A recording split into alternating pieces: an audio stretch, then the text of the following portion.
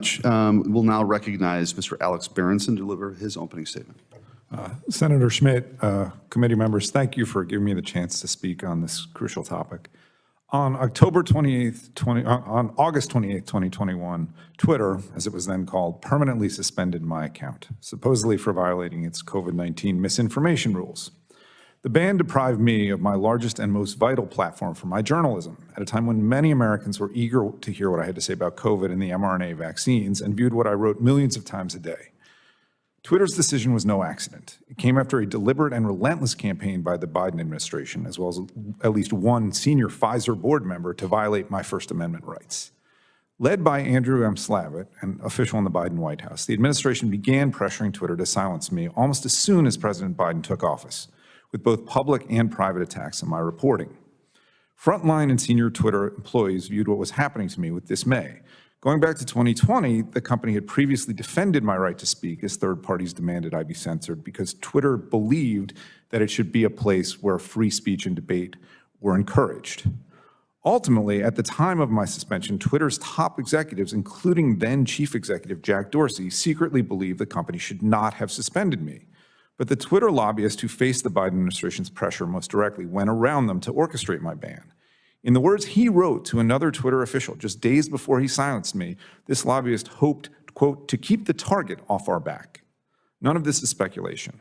Thanks to internal emails and other documents that Twitter turned over to me before Elon Musk took over, and more documents that Musk voluntarily and graciously turned over after he bought the company, I have hard proof of everything I've just told you.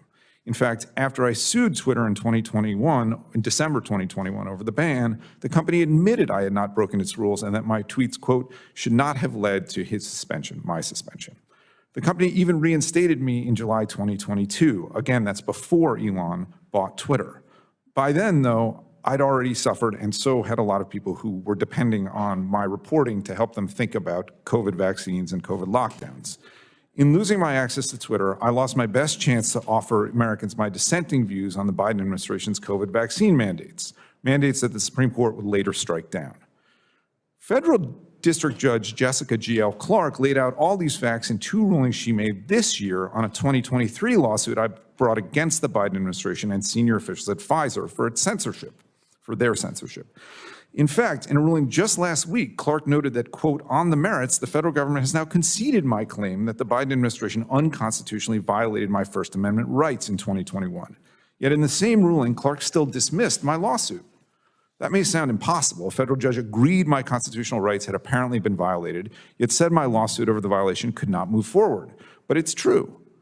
The Supreme Court has made it essentially impossible for me or anyone to win monetary damages for violations of their First Amendment rights by the federal government. As the law now stands, federal officials can run censorship campaigns like the one the Biden administration carried out against me with impunity.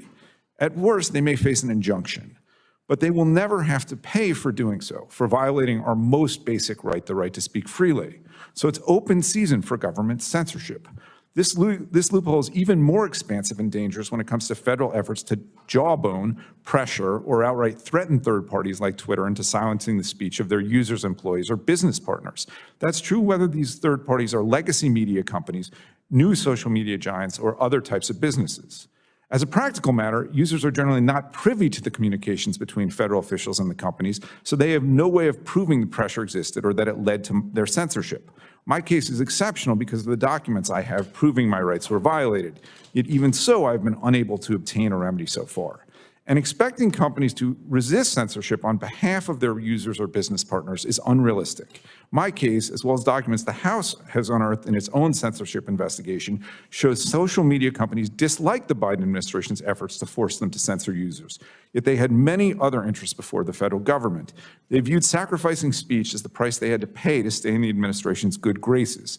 Every company will face this calculus, whether it's a Democrat or Republican in the White House.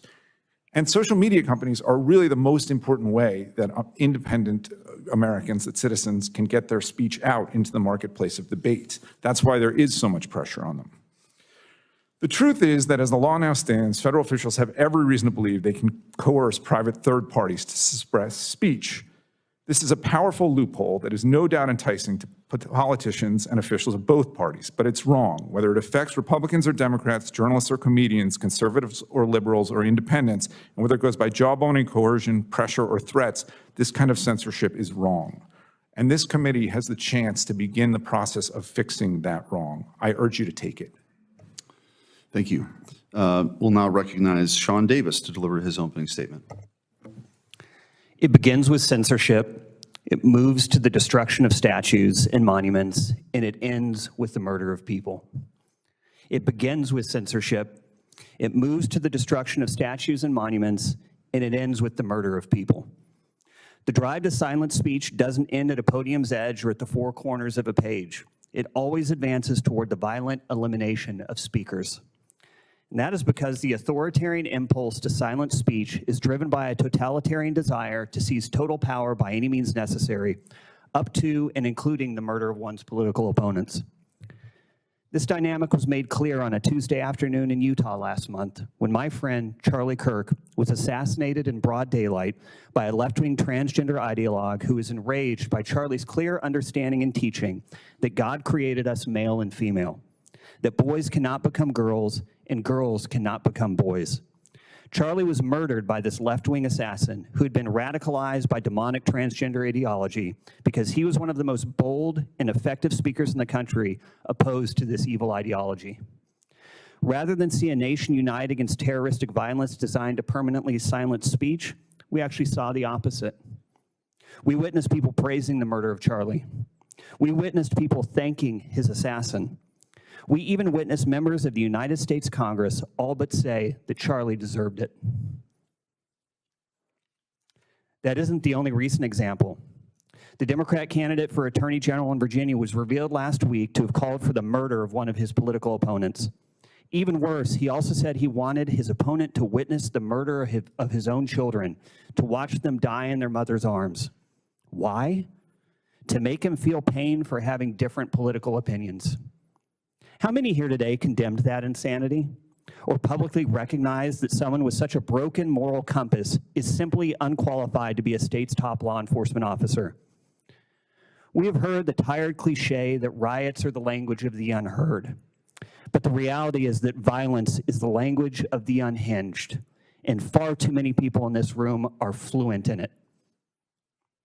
My name is Sean Davis, and I'm the CEO and co-founder of The Federalist, a conservative digital media company that focuses on politics, culture, and religion. I'm also a victim of illegal and unconstitutional censorship. My company, my colleagues, and I have been the targets of a coordinated and global multi-year censorship campaign. In 2020, a foreign government-connected outfit in the UK colluded with Google to demonetize The Federalist. Our crime? We published an article in the summer of 2020 entitled, "The Media Are Lying to You About Everything, Including the Riots." Later that year, in the midst of a close and heated presidential election campaign, government-funded efforts in the US repeatedly censored Molly Hemingway, The Federalist editor-in-chief and a New York Times bestselling author who's here behind me today, and me because of our election reporting and commentary. I was censored for posting a screenshot of and a link to a Pennsylvania Supreme Court decision requiring mail-in ballots received after Election Day and lacking a postmark to be counted and presumed as valid votes. Molly was censored for posting a link to an article The Federalist published. The headline of that article, "America Won't Trust Elections Until the Voter Fraud is Investigated."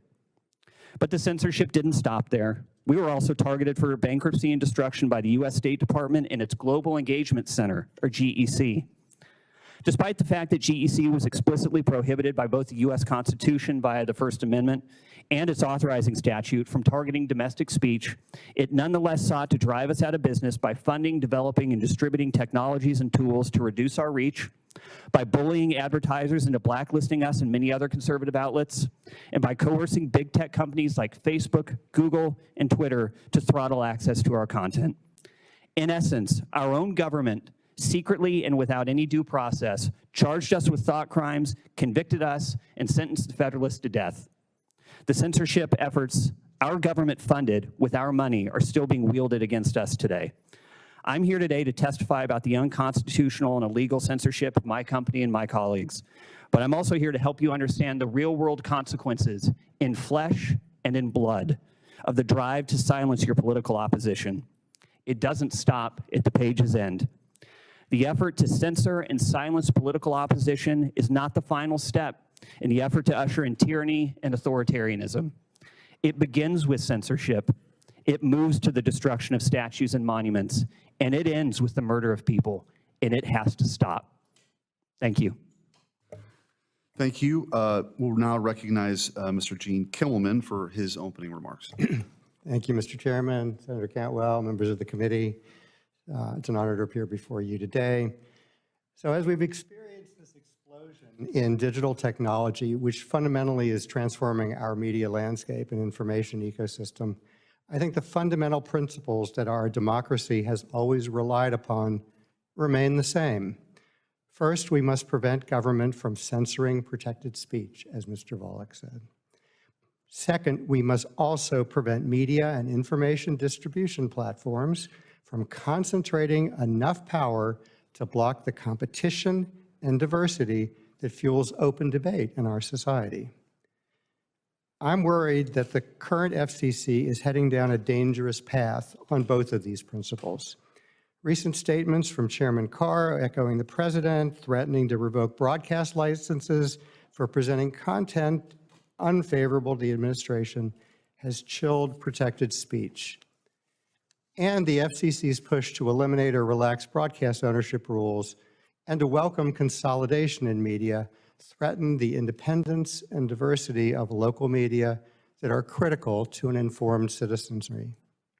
Just consider, we have pending before us the Nexstar merger with Tegna, combining national broadcast companies with more than 250 broadcast stations, combining multiple broadcast licenses in the top markets that are the most popular broadcast television stations, and having ownership in 2/3 of all markets, covering almost 80% of all households in the country, even though this appears to violate the limit Congress set at half that level.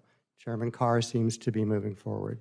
And this is on the heels of Skydance, backed by Oracle's owner, Mr. Larry Ellison, buying Paramount Global CBS, now seeking to buy Warner Brothers Discovery, more studios, more networks, cable channels, and Mr. Ellison appearing to pick up about a 20% stake in TikTok.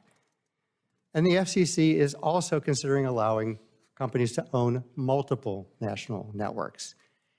These deals, and certainly more to follow, likely threaten to build a form of private censorship through outsized media power. It is time to update the law and establish new guardrails to promote local, diverse, and independent media. The threat to democracy also comes from the dominant information distribution systems controlled by Google, Meta with Facebook, Instagram, WhatsApp, and Apple with its App Store. Here, the Trump administration has done an excellent job challenging these companies' monopolistic behavior, continuing the antitrust enforcement from the Biden administration. However, antitrust is not enough to eliminate the enormous power of these tech platforms. More needs to be done. Congress must give antitrust enforcers more tools to truly open up the tech information distribution platforms and modern media markets to robust competition. We need to reduce concentration of control in these markets, private control that can censor just as the government can censor. In conclusion, I want to say it is really time for Congress to update the Communications Act, to jump in and put an end to the threat of the bullying that we're seeing from the FCC, which chills speech and eliminates open debate and information flow in our media. And it's time to stop media consolidation and monopolization that puts too much control over the marketplace of ideas in too few hands. Thank you, Mr. Chairman. Thank you. Thank you for testimony. And I guess I'll just start there with just a quick question. So, Mr. Kimmelman, you are the CEO of a group called Public Knowledge, is that correct? I was at one point, sir. Okay. What years were you the CEO of Public Knowledge? 2014 to 2019. Okay. Okay. Let's just take a DeLorean back in time to the COVID era. What do you think it's appropriate for these sort of NGOs or nonprofits to work hand in hand with government agencies to flag misinformation or disinformation or malinformation? Mr. Chairman, I've worked with NGOs for many, many years, and I think it's appropriate on the left, on the right, for them to present ideas to the government, to the major players in the marketplace about their views. That's what I was involved in. Well, let me get more specific then. Do you think it's appropriate that the White House was working directly through a number of different agencies to work with the University of Washington and Stanford Information to sort of outsource their censorship enterprise to find out what the posts that they didn't like and then work with, and then collude with at least, or coerce social media companies to punish those folks? Well, Senator, I think I've seen the government in many instances work with private contractors. I'm asking about this instance because it wasn't like a galaxy far, far away. It was like a few years ago. Yeah, Do you think that's appropriate? I'm not familiar with the details of. We started receiving emails from NBC News reporter based out of the UK. I don't remember her name exactly. And they were almost taunting, asking for comment. Hey, Federalist, how does it feel knowing Google's is about to demonetize you for hate speech or something like that? I'm paraphrasing. And this was news to us. We hadn't broken any rules. We had gotten no notifications of breaking rules that we had violated Google's terms and conditions or AdSense's or whatever. And so we started calling around to contacts at Google and learned that, oh yeah, you are about to be demonetized because of hate speech. Was what we were told. We had racist, violent hate speech, which was not true at all. And it was the CCDH who was working with this NBC News, I think it was called the verification unit at the time. They were working together and colluding with executives at Google, to this day, I don't know who, to come in and secretly demonetize us. And what I found most offensive about it was they were all in on it. They had news articles ready to be written, kind of crowing about how we got demonetized. We were able to fight back. We had a pretty robust response to that, and they ended up relenting. Largely, what was interesting was in that initial news article targeting us, they had cited that news article, how the media are lying to you about literally everything, including the riots. The NBC News ended up stealth editing that out, and they worked with Google to come up with a new rationale for demonetizing us, which was our comments were mean. We had an unmoderated comment section. So we ended up having to delete our comment section to avoid being demonetized by Google because a bunch of foreign connected government outfits decided that they didn't like what we were publishing. Okay. In limited time, I want to, Mr. Berenson, it's clear now that during the Biden administration, CISA, which is mentioned a lot in this report, obviously, operated kind of a switchboarding mechanism during this period, flagging disfavored content from domestic sources for social media platforms. Based on what you've seen, how is CISA specifically doing this? What was the abuse really all about? Well, again, I think you laid it out. They redefined infrastructure. So it wasn't actual physical infrastructure or software infrastructure. It was things people were saying. And there was a period very early in 2022 when they actually tried to redefine terrorism as quote unquote misinformation. There's a bulletin from February 2022, which I think DHS put out and then retracted under pressure. So, once you start saying that people's speech is terrorism, you're going down a bad path. And I don't think that's something that either party should do, honestly.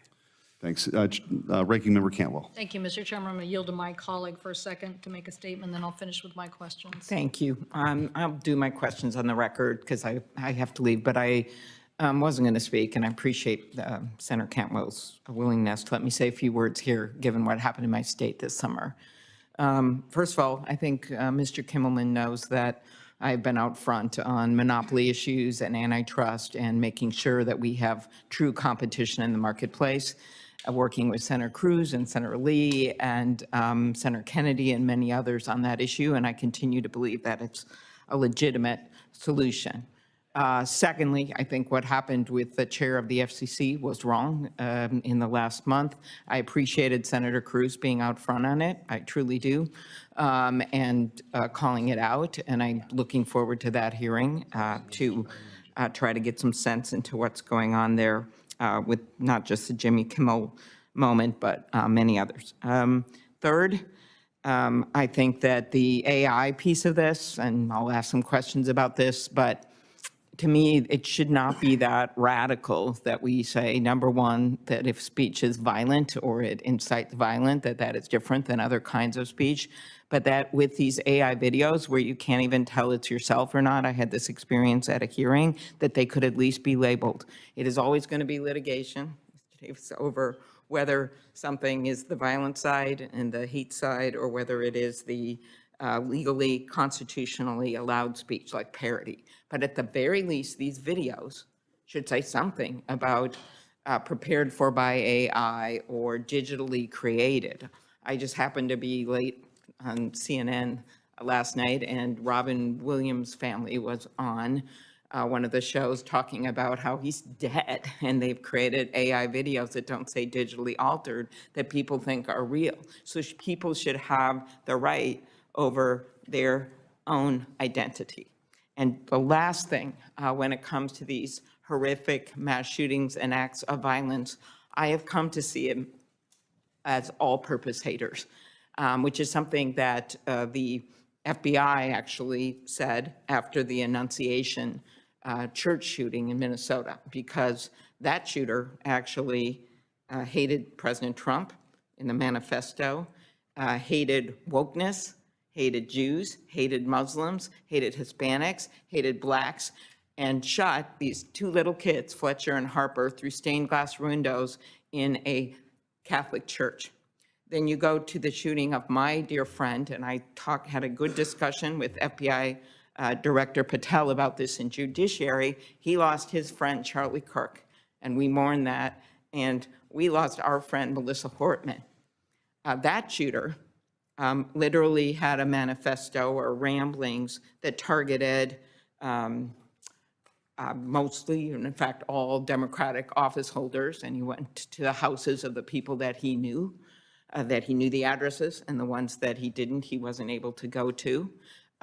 He went after law firms, businesses, went after Planned Parenthood, and then left an actual letter saying that he did it because he was supposed to assassinate me, which is on X about every 5 minutes with my name with assassination, which I think is completely not a good idea for public safety, but I can't get it off.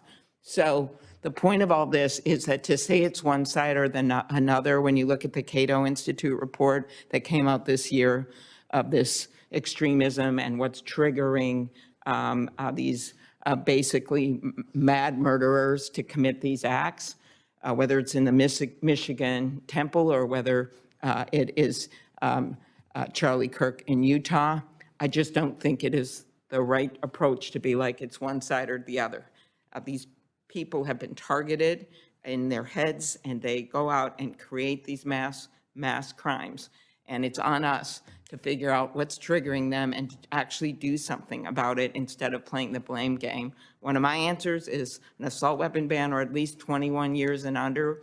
That would have helped in Uvalde, Buffalo, Parkland, doing something about this instead of just blaming each other. Thank you. Thank you. Senator Fisher. Thank you, Senator Schmidt. Mr. Davis, government censorship in the name of fact-checking is an unacceptable trampling on our democratic values.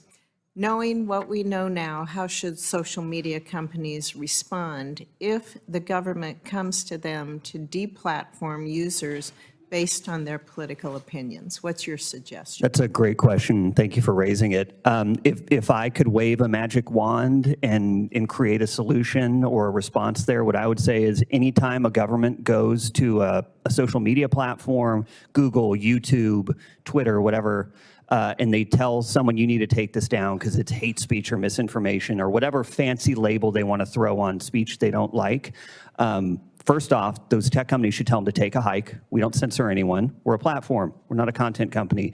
And then number two, I think they should have to disclose it to the public and the people who were targeted. I would love to have known in 2020 who was actually behind the censorship of me and my colleagues. We knew we were being censored because we watched it happen. We saw our posts disappear. We saw ourselves being shadow banned. We didn't actually know why. I would say to this day, we don't actually understand the full extent of the government effort to censor us. So I think there should be full disclosure following an absolute denial of any sort of censorship demands from government. It's totally inappropriate. Thank you. Mr. Berenson, I thank you for sharing your experience of being deplatformed by Twitter. It's a valuable story for us to hear. You spoke of a huge influence that you witnessed between Twitter and the White House at the time back in 2020, and you described your understanding that the company's lobbyists hoped to keep the White House target off their back.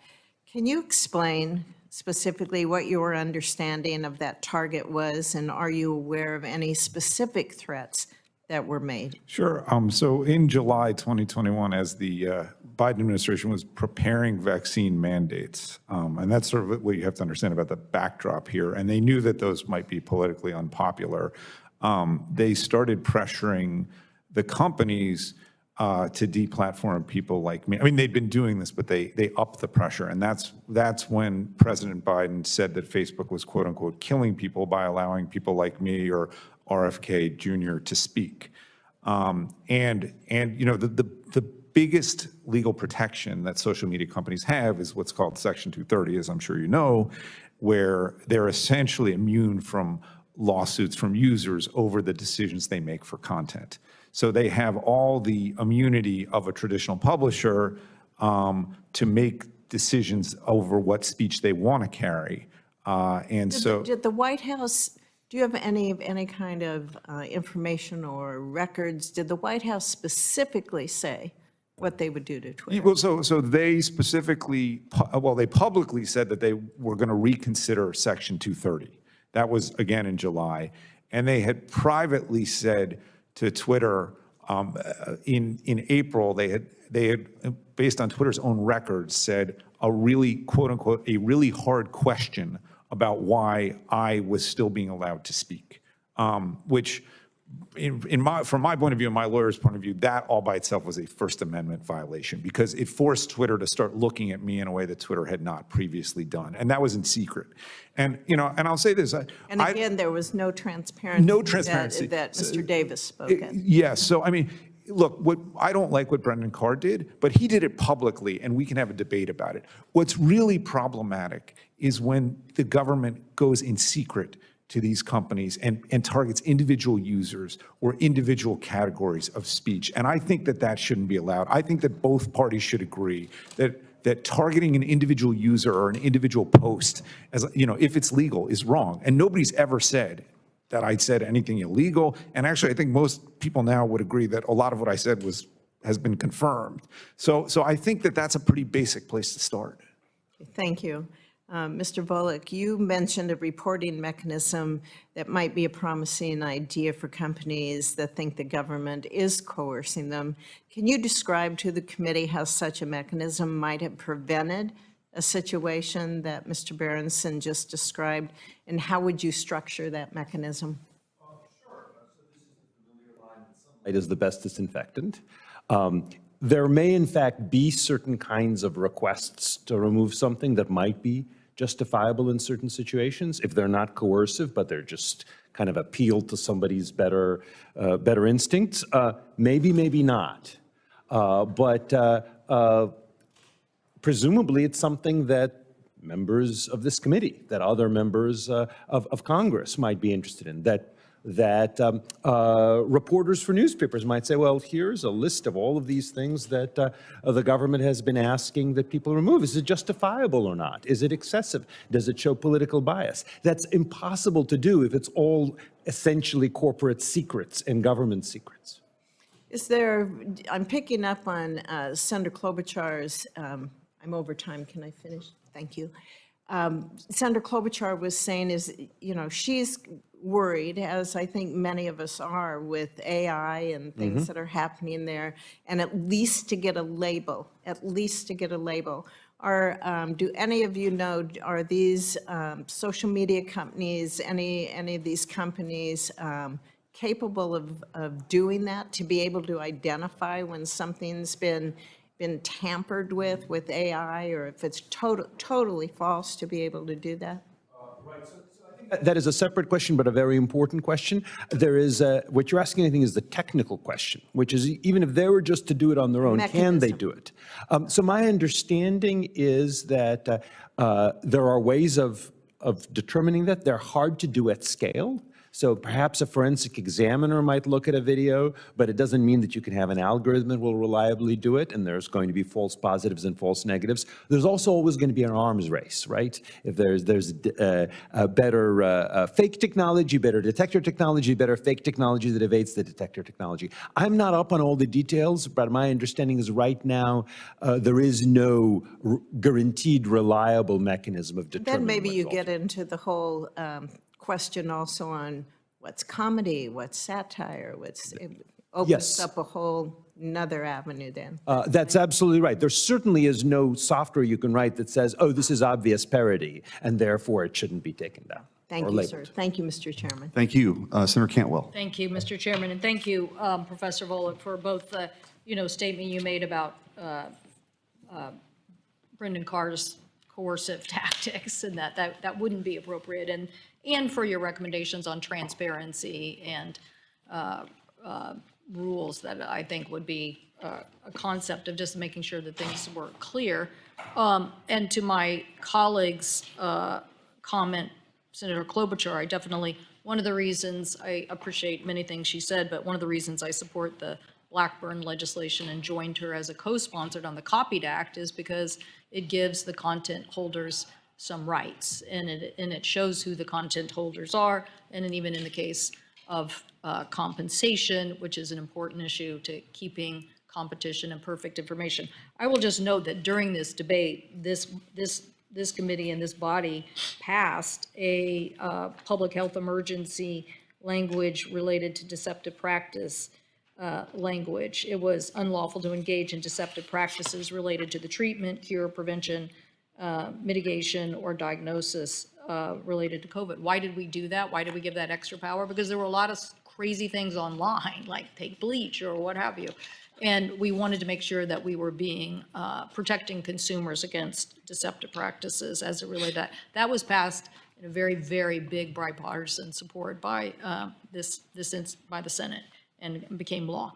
Okay, so now to this, Mr. Kimmel, this larger issue. Even my colleague from the House, who was chairman of the China committee, I see doesn't like the TikTok decision because he doesn't think it goes far enough and banning, the actual algorithm. We have this attempt by CAR to kind of realign the deck chairs at this moment that we have competition shrinking. And so that's why it's so concerning to me.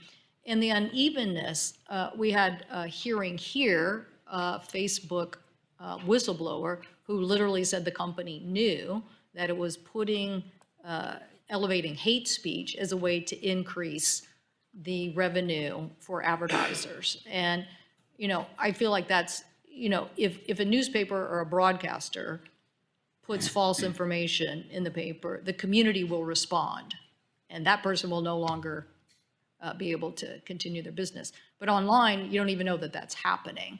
And so making sure that we don't have, these challenges, what do we need to do to really get people to understand that that right now you could, in a very in a very vertical way, have such an alignment that influence that we're talking about now of not being coercive is actually done in major ways, even as my Republican colleague in the House is saying he's concerned about this as it relates to what TikTok might be doing. Yeah. Well, Senator Cantwell, I think it's a critical issue because as the technology has changed, the entire media landscape has changed. So I think we have to update our understanding of where is the excess power being used, how is it being used. These examples you've heard today all relate to a gatekeeper in the media landscape that is a tech company. We haven't always thought of them as being part of the same ecosystem, and I think we need to do that.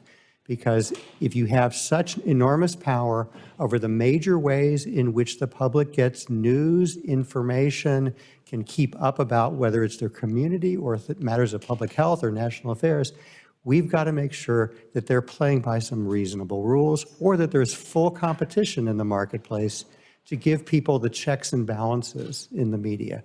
And that's You don't think Professor Wallach's statement about transparency is a bad idea? It's a good idea. No, it's a great idea. I think transparency is one element of this, but it's not enough to prevent the kinds of concerns about coercion and suppression if too few people have the megaphone, have the ability to turn on the microphone for the voices that need to be part of our public debate. And are you worried about too much content being behind paywalls? Because I am.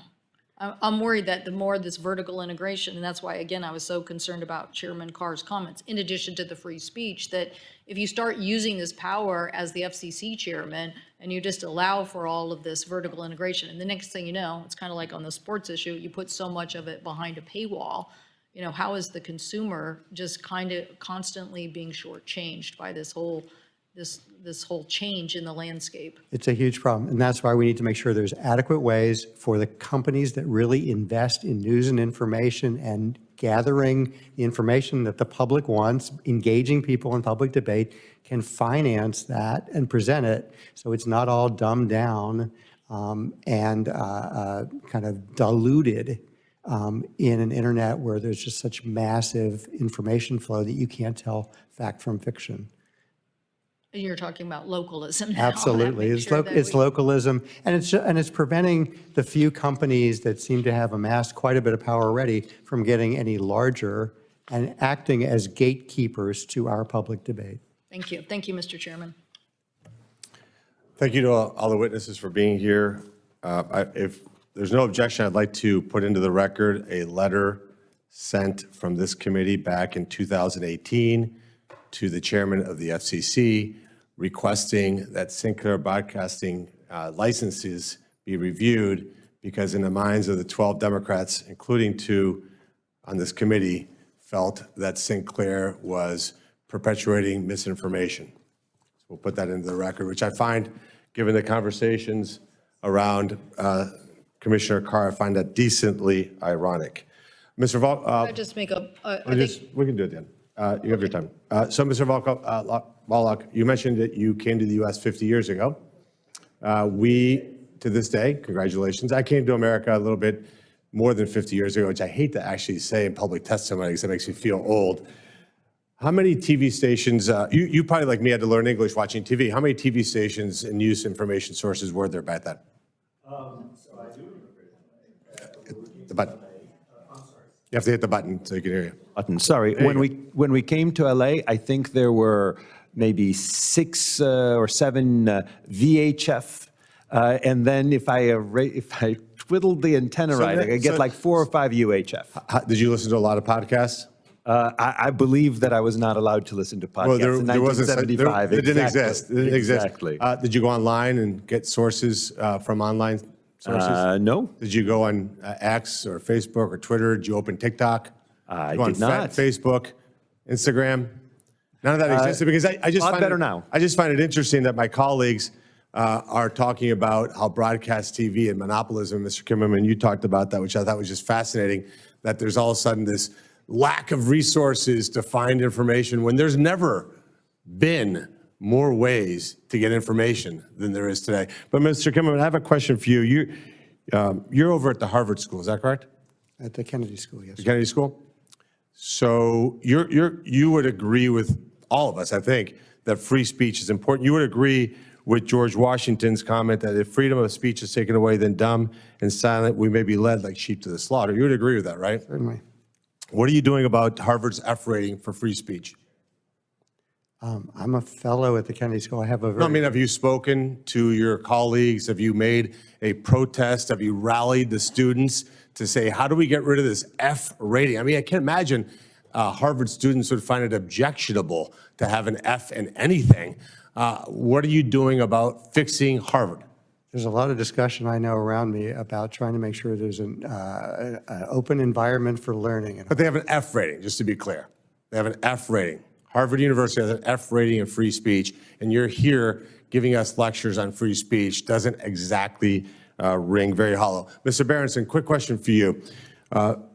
We need to put on a record, what was the outrageous things that you said in 2021 that got you thrown off Twitter? I mean, were you planning to overthrow the United States government? Were you creating a militia? Like, give me an example, give me a flavor of the outrageous things that you must have said. The tweet that got me banned from Twitter on August 28th, 2021 began, "It doesn't stop infection or transmission."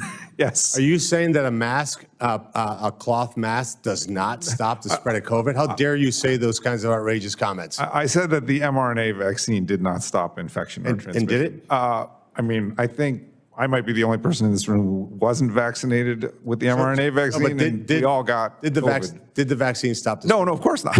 So you were allowed to be wrong, but you were right. Does that make it? Now, what accountability has been in place for that? Like, who has been held accountable for this? Well, Twitter actually admitted that they shouldn't have done that. No, they admitted it. But what accountability? Because that cost you money. That cost you direct money in your pocketbook.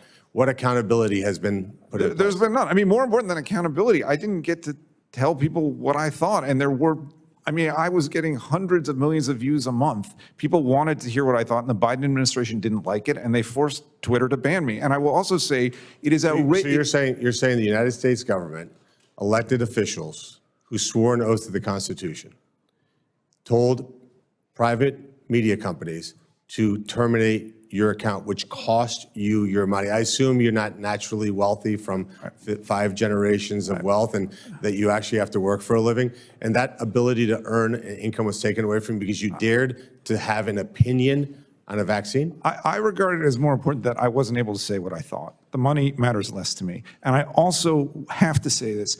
Pfizer made $100 billion selling that vaccine, and Pfizer officials cooperated or collaborated with the Biden administration. It is a scandal. Yeah. Let me just say one thing. If I had been reporting on plane crashes and Boeing had colluded with the Biden administration or the Trump administration, it would be a national scandal that a Boeing official had leaned on a social media company. Yeah, totally. But Pfizer somehow got away with this. Yeah, and her opening statement, the ranking member talked extensively about protecting free speech, but then stated she wasn't referring to hate speech. I think what maybe my colleagues mean to say is speech that they hate. That's right. Because it's hate speech is in the eye of the beholder. Would you agree, Mr. Davis? I completely agree. Hate speech, misinformation, disinformation, they're just fancy words that people use to shut down speech they don't like. Right. So if I say that there's only such thing as a man and a woman, that maybe when I got to the U.S. 50 plus years ago, somebody would have said, why did you say that? Like, obviously, there's only men and women. I come from a culture where our entire language is male or female, but that could be considered hate speech, right, if I say that? It was for a long time. If you said that on Twitter for several years, you ran the risk of being censored, shadow banned, or permanently suspended. Well, obviously, we'll talk more about this topic. I do find it interesting that my colleagues who were totally and completely complicit during the Biden era, that were absolutely applauding people being thrown off social media, that were saying that any commentary about a Hunter Biden laptop story being misinformation was considered an insurrectionist, that now all of a sudden clutched their pearls because a moronic second-rate comedian who makes $16 million a year got fired from his job for having atrocious ratings is somehow now an attack on free speech. I don't know that they have the moral high ground here, but thank you for your testimony, and I recognize Senator from Nevada. Thank you. Thank you for being here today and speaking your mind. It's about the First Amendment. Appreciate that. Because the freedom to express yourself and speak your mind is the cornerstone of America. It's one of the main ways we distinguish ourselves from other nations. In the United States, you are free to criticize whomever you want, including government leaders, without government censorship. And so it is wholly appropriate and indeed necessary for this committee to hold oversight hearings that focus on protecting this critical right from being eroded by anyone. But that is not the focus of today's hearing. rather than providing us with a forum that will evaluate truly harmful government censorship. This has become increasingly commonplace under the Trump administration. We're undertaking an effort to settle old political scores against an administration that is no longer in power. There are issues that we have to deal with, and we do want to support, and we must support free speech. But this hearing is not the place. 2 weeks ago, I sent a letter to Chairman Cruz calling for the FCC chairman to testify before this committee after he threatened to revoke broadcast licenses over Jimmy Kimmel's comments criticizing President Trump. I was particularly concerned, as I know the chair was from his statements calling the threat mafia-like. Chairman Cruz called the threats mafia-like. With this clear attempt to suppress speech, comedian. However, I'm disappointed that that's not what's the focus of today's hearing. Chairman Carr's later backtracking, claiming there's some sort of local community exception to the First Amendment. There's no exceptions. You have free speech or you don't. We know those limits. There's precedent for that. His comments, Chairman Carr's, were reprehensible, and his demands of full accountability. And we demand full accountability. Indeed, his weak excuses have been repeatedly contradicted by the president's own statements. President Trump has said outright that the reason the FCC should revoke broadcast licenses is because of negative coverage of his administration. I want there to be journalism that looks at things. This is the clearest possible violation of the First Amendment. The President of the United States directing an agency to revoke a license of networks that run a critical story of him? There never would have been press or print or TV or radio. You could go back 250 years if all presidents did this. This is government censorship by our president, plain and simple. It's what they do in Russia. It's what they do in North Korea. It's what they do in China. It is not what we do in a democracy that has a First Amendment. Those attacks on free speech, they harm not only our democracy, but our economy. Last month, it was Brendan Carr's interference in the private business decisions of large media companies, but tomorrow could be tech, energy, tourism, any other industry could be impacted. In Las Vegas, we're seeing fewer international tourists because people are afraid to come to the U.S. under this administration. People planning to travel to the U.S. see this administration detaining people for posting something online that's critical of the president in another country where they live. And they cancel their trips to America out of fear of U.S. government retaliation. And the consequences for our economy are substantial. So, Mr. Kimmelman,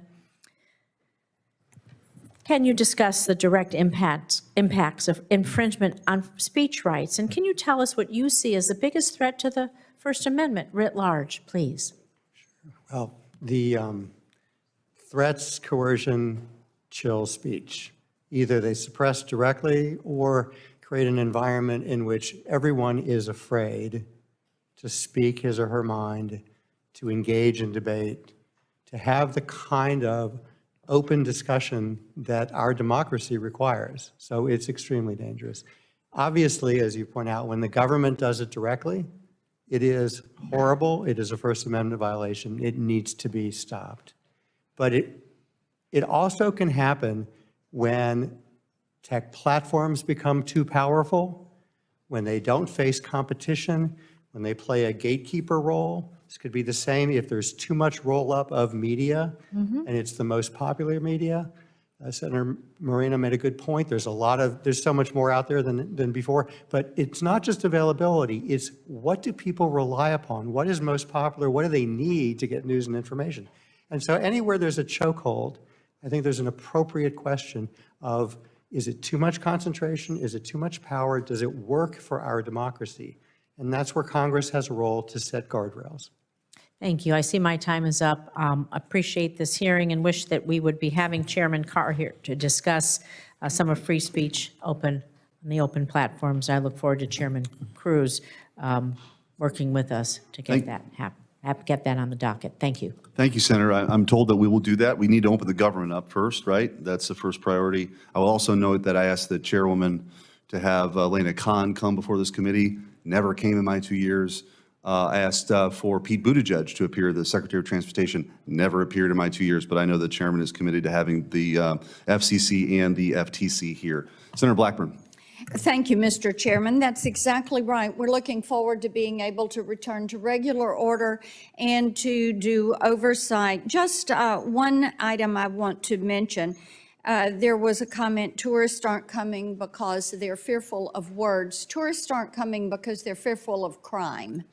And there are so many stories that bear this out. When you look at New York City, when you look at Chicago, when you look at the effect that violent crime is having in some of these cities, I'm very grateful that President Trump has made it a priority to address this. We are seeing fantastic results in Memphis from the increased presence that is there from the Memphis Safe Task Force, which is 13 federal agencies, the Tennessee Bureau of Investigation, the Tennessee Highway Patrol, the National Guard will be going in there this week to assist the Memphis PD. They've arrested nearly 1,000 gang members, and they have already started the process with indictments and moving these criminals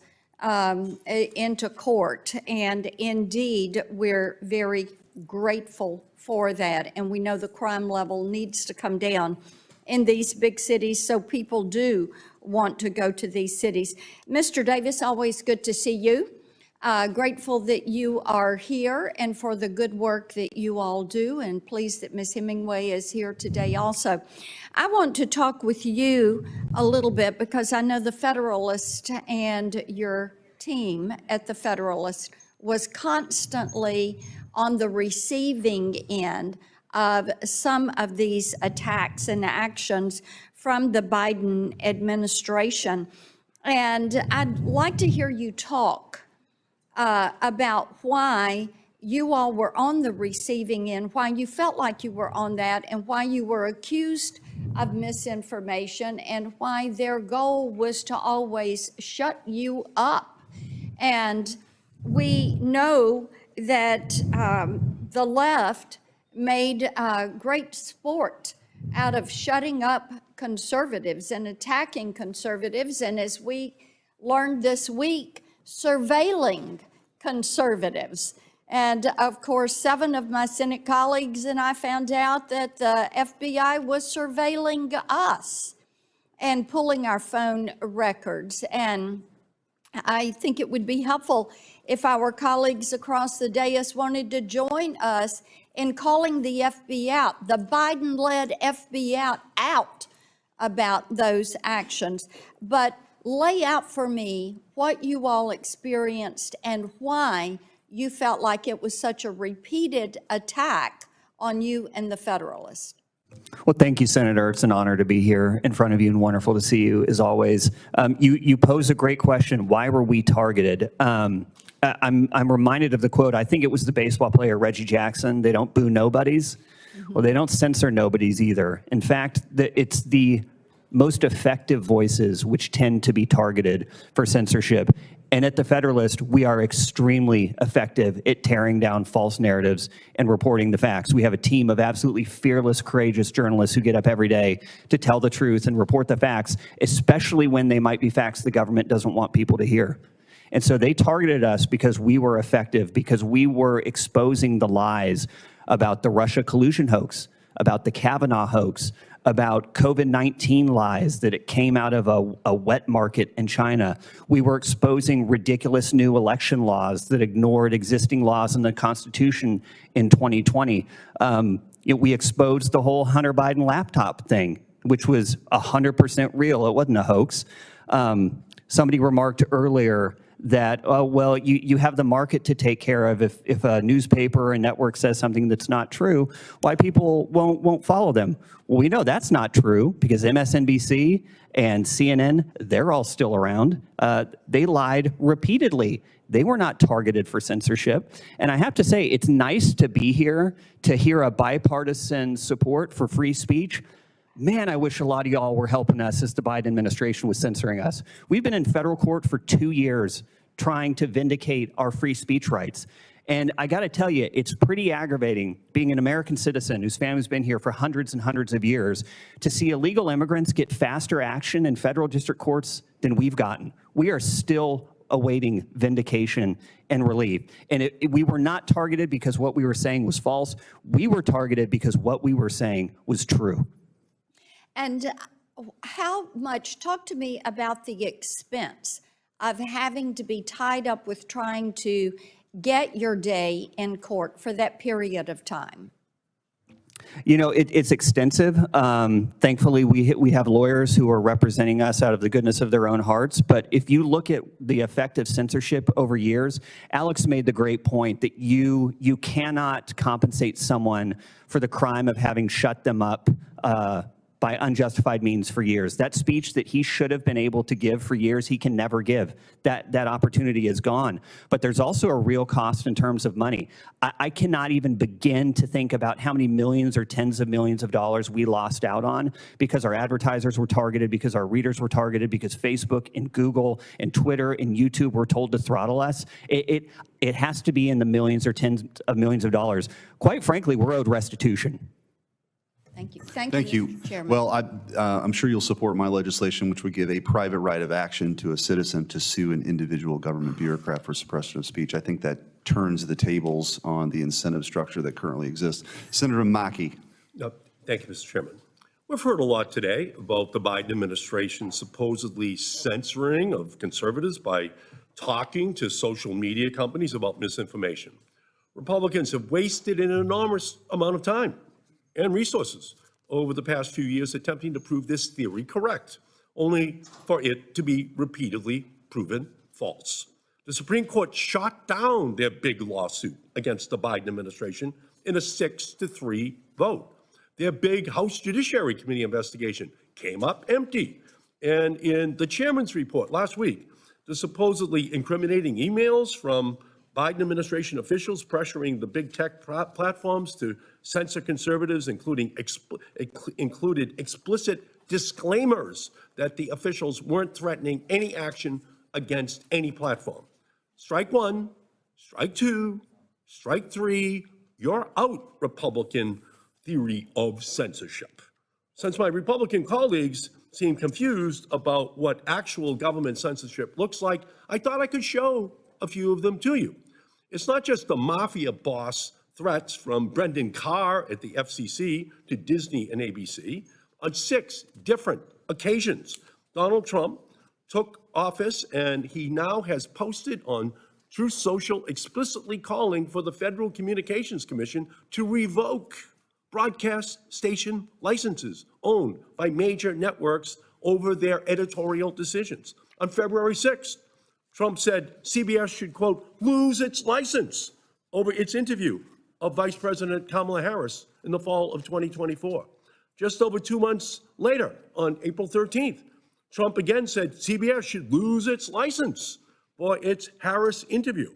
On July 26th, Trump wrote, networks aren't allowed to be political pawns for the Democratic Party. It has become so outrageous that, in my opinion, their licenses could and should be revoked. On August 24th, that was a big day for unconstitutional threats. Twice in under an hour, Trump said that ABC and NBC should lose their licenses.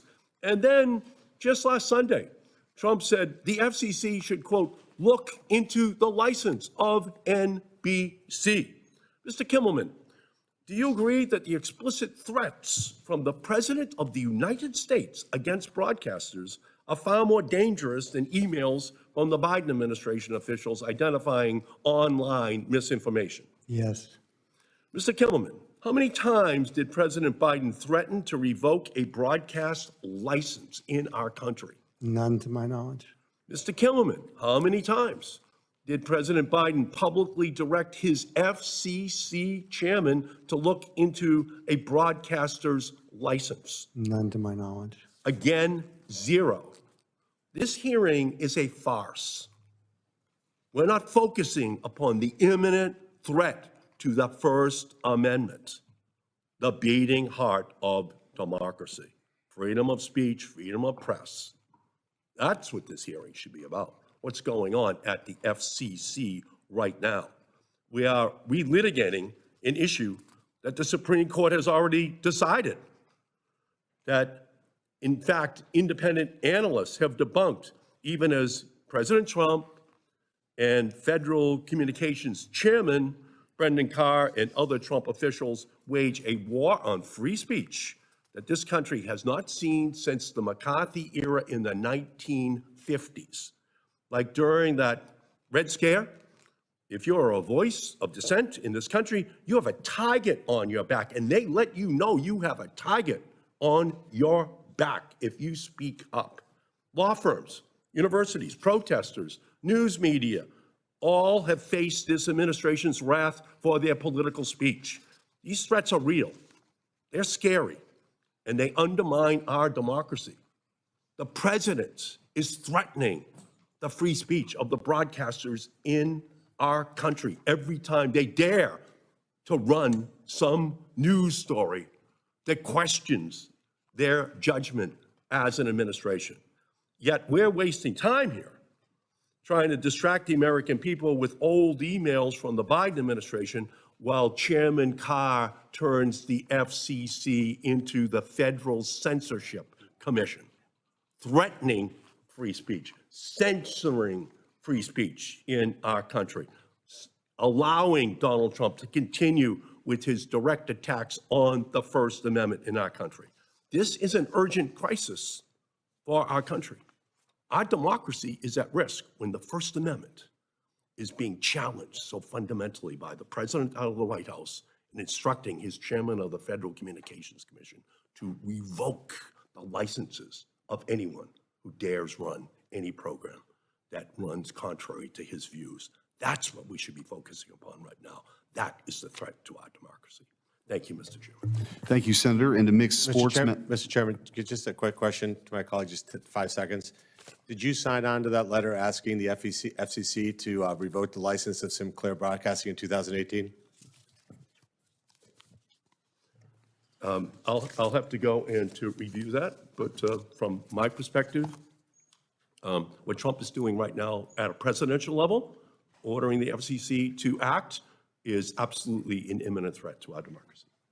Okay, and I also, mixing sports metaphors on your strikes, I'm going to throw the red flag because the federal district court, I know something about this, said that the Biden administration had engaged in the worst example of violation of the First Amendment in American history. That decision was upheld by the Fifth Circuit. The Supreme Court did not rule against it. It sent it down. It didn't rule on the merits. It sent it down for a standing issue. So I want to ask just a couple of questions before we close out here, because this is a topic of great interest to me. Mr. Davis, obviously this agenda that was at work cost you a lot, critical resources for your publication, your family. Given organizations like, I mean, there's so many of these that we just do not have time to go into them. I mean, the truth of the matter is what was uncovered was that, you know, we took their deposition.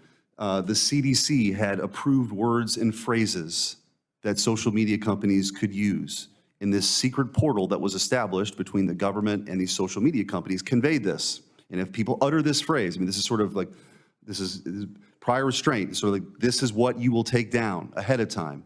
CISA was very much involved in this. You have an alphabet soup of agencies most people have never heard of that were weaponized against millions of voices in this country.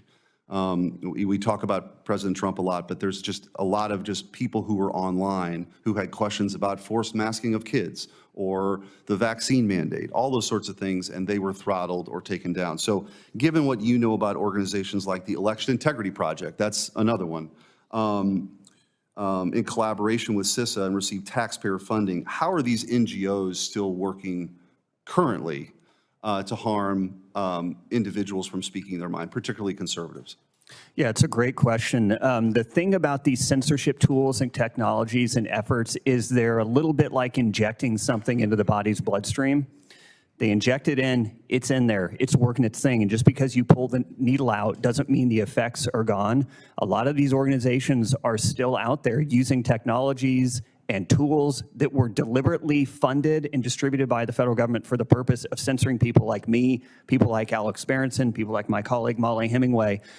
I don't know if we will ever actually be free of the effects of this censorship industrial complex that the previous administration created. I don't know if we will ever be free of the horrible effect that it created, the horrible dampening and abridgment of our speech that we were forced to endure secretly for years, and the extent of which we still don't fully know. Mr. Berenson, I want to ask you, what is the most, in your kind of review of all this stuff after the fact, what's the single, I mean, it's hard to probably pick one, what's the most shocking thing that sort of you uncovered or found out about this whole thing, your experience? That the White House would directly target me as an individual, and again, RFK. I think the White House, the federal government has tremendous power. It's more than, it should go out there and say what it thinks, and if it wants to promote masks or whatever it wants to promote, obviously it has every right to do that. But to target individuals or target entire classes of speech, I just don't understand how anybody thought that was okay. And clearly, I'll tell you actually what the most stunning thing was. The companies didn't like it. Okay, yeah. You had private companies saying, "Hey, we're worried about the First Amendment." You had a British politician, the former deputy prime minister of Britain, saying to the White House, "I think there's a problem here," and the White House said, "Oh no, don't worry about it." And then lastly, then I'll get to Senator Hickenlooper. Mr. Volak, I want to ask you, the NIST AI risk management framework guidance advises developers, this is a government agency, advises developers to mitigate risks related to, quote, harmful bias and content that may not, quote, distinguish fact from opinion or fiction. From a First Amendment perspective, what is the danger of the government suggesting that these AI companies or other platforms should filter out, quote unquote, harm or quote unquote bias?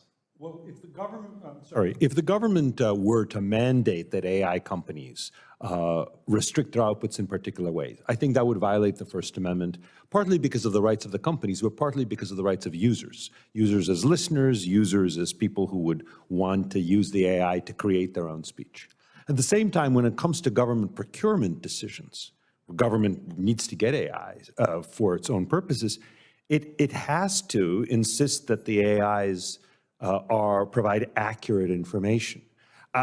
You understand the danger of that, though, There's right? definitely a danger, but at the same time, again, the government as buyer, the purpose of AI is to provide accurate information. Social media, I think the main purpose is to provide information that users supply. It's to provide, I think, should be a largely unfiltered channel. A pass-through platform, which is why they're given the Section 230 protections in the first place, correct? Well, I do think that is a good model as a pass-through platform, but AI cannot be to be effective a pass-through platform. It has to make decisions that we hope are decisions in favor of more accurate information. Otherwise, the government as user of AI will be constantly deceived by it. So I think in this procurement capacity, the government needs to be able to insist that the AI companies do what it takes to provide more accurate information and to fight, indeed, misinformation in their own output. That is something that is required. And indeed, AI companies don't have Section 230 immunity in that correct. Context. And I suppose I think this is going to be a big issue, whether you call it woke AI, whatever. The previous administration, one of the untold stories to lock in, and I actually agree with Mr. Kimmelman on this point, to lock in the incumbents and the monopolies in exchange for that was to have algorithms that locked in this bias. And that is a very, very dangerous road to go down. So I don't think this is the last we're gonna be, it's not really the purpose of this hearing, but since we're having the discussion, I think is really kind of an interesting and important thing. So Senator Hickenlooper. Thank you, Mr. Chair, and I agree completely that what we should be looking at is the algorithms as much as the speech, because those algorithms are gonna control what we get. And in a funny way, that's an abrasive and intrusive form of speech that has almost nothing to do with your freedoms. Let me just start just by saying that the First Amendment to most of us is a bedrock of our country, it's a bedrock of a healthy democracy. It protects people from government censorship at every level. It provides free speech, but it's not unlimited. And we know that speech that encourages violence, spreads lies from foreign enemies, or defrauds people, fire in a crowded theater, that's not protected.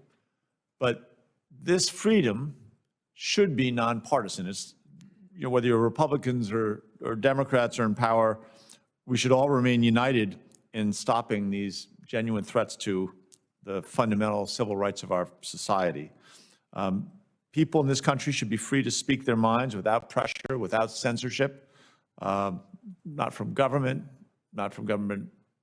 agencies or policies, not from companies acting under political influence. What worries me is that some claim to defend free speech only when it helps their political party and ignore it when it silences others. And I think it's worth reiterating that we're not here to pick sides. It's to make sure that we protect everyone's right to speak freely, no matter who they are, what they believe, or what they are saying. Let me start just by talking a little bit about campus. I went to a small liberal arts college in Middletown, Connecticut, the famous Wesleyan University. And they, like every school, had to navigate a lot of this in the last couple years. We've seen an increase in people calling for imposing bans on peaceful organizing related to issues such as the war in Gaza or Black Lives Matter. I think we also need to recognize our duty to protect the rights of conservative views that are expressed on college campuses. I know the Wesleyans worked very hard to make sure that they get both sides, but not everyone has. And whether we agree or disagree with each other, our right to that freedom of speech should be defended loudly and consistently. I think as long as we all feel that our safety is protected from threats of violence, of unconscionable violence. So let me start, Mr. Berenson. Regardless of ideology, as long as individuals or groups are not inciting violence with the intent to harm others, should they not have the same rights to free speech? Yes. Not a very complicated question, but it's one of those ones that I feel like the more times you can ask it on the record, each time you do that, it builds a little bit of a better foundation. Mr. Davis, you've defended conservative speech online. Would you extend that same defense to college students expressing their views about the U.S. foreign policy or calling for racial justice if their speech was censored by a state government? Yeah, I don't think American citizens should be subjected to censorship by their government anywhere for any reason. Just want to make sure that's on the record. I was pretty sure what that answer would be. We've seen some disinformation campaigns from foreign governments. U.S. government, from under both Republicans and Democrats, have worked hard to limit counter foreign propaganda. They're especially important. These efforts are especially important when it comes to stopping these disinformation campaigns that oftentimes are trying to interfere in our elections. Under the first Trump administration, the FCC even proposed to require the mandatory disclosure of all foreign-sponsored content broadcast over TV or radio. Again, there are some that argue that that disclosure would, in fact, be a form of limitation. I'm not saying that myself. Now, Mr. Berenson, again, would you support the government having zero communication with companies about foreign disinformation campaigns that could affect U.S. elections or public safety? I mean, I haven't really thought about that. Zero, I don't know, there might be a time when it would be reasonable, but I mean, you said foreign, right? I mean, yes. So the First Amendment is not implicated. The problem, as we've seen in the last 10 years, it's very easy to go down a slippery slope and you start interfering in American speech. So I think you have to be very careful. That's where that question comes from, especially when sometimes that disinformation is our foreign rivals or adversaries, Iran, Russia, China. Last question, Mr. Volokh. Isn't there a difference between coercive threats and agencies actually sharing factual information about foreign disinformation campaigns? And I think one example of this would be Russia's 2016 interference efforts. And would you recommend the U.S. government simply stop investigating foreign interference on our elections altogether? Or, you know, if we were to do that, what would that do? Would that help or harm our democracy? So there is a difference between coercion and kind of other non-coercive communication. The coercion would be a First Amendment violation. The others may or may not be, depending, I think, on how systemic they are. I do think that, indeed, we've seen lots of situations throughout American history where attempts to try to suppress foreign influence have turned into attempts to suppress domestic dissent, including in the examples you gave of some people who are trying to suppress, I think wrongly trying to suppress anti-Israel speech on campuses, are arguing, oh, these people are the cat's paws of Hamas and such. So I do think that even to the extent it's permissible for the government to communicate with the platforms, I think it's important that there be as much transparency as is possible, consistently with national security, and that it's especially dangerous when when the government is trying to do that, and then nobody finds out about it for years or until somebody manages to break the logjam in a lawsuit using discovery. Thank you. Mr. Chair, if I can ask one more question, I'll just be a yes, no, because this is one that I never really followed. I had, until I was partners with a woman, remarkable woman named Joyce Meskis. I had a bookstore in Denver called The Tattered Cover. And she was a great defender of this, of free speech.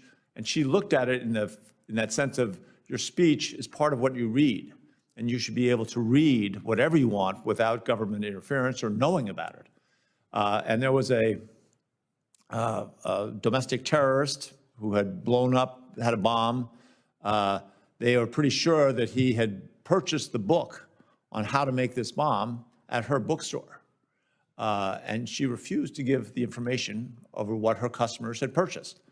And I just wanted to see with each of you whether you think that's, in that situation, whether that's appropriate or not.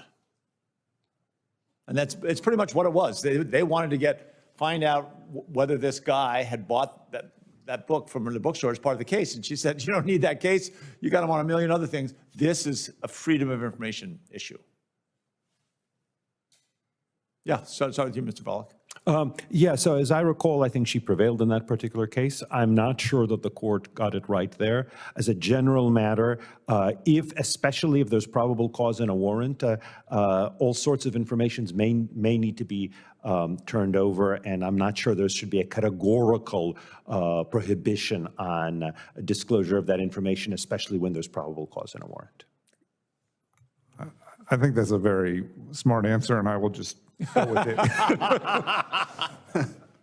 Yeah, I'm not familiar with the facts of that case, obviously, as you are. I think that's a pretty complicated one, so I'm going to have to decline on that one because I just don't have enough information. But that's a tricky one. You guys wouldn't make very good senators. You know, all of our cases are pretty tricky. Senator, I can understand the sentiment that she expressed and why she did it. I think I agree with Mr. Volokh. If there's a real legal cause for that information being handed over, government has a right to it. Well, I guess I think they dodged pretty well, Senator. They made good senators. You're exactly right. They would be excellent material for senators. They pivoted. I think that the Supreme Court obviously did support her, and that this was part of the free speech that should be protected. And I guess most of you disagreed with that, so you can feel some comfort that precedence doesn't seem to be that all-powerful in the present court. So there's certainly a chance in a similar situation we might get a different ruling. Thank you. Thank you, Senator. Thank you all. I want to thank all the witnesses for their testimony here today. Senators will have until the close of business on October 15th to submit questions for the record. The witnesses will have until the close of business on October 29th to respond to those questions. And with that, it concludes today's hearing. Thanks for watching. And if you haven't already, please consider subscribing to our channel. And while you're at it, please leave us a comment. Thank you for watching.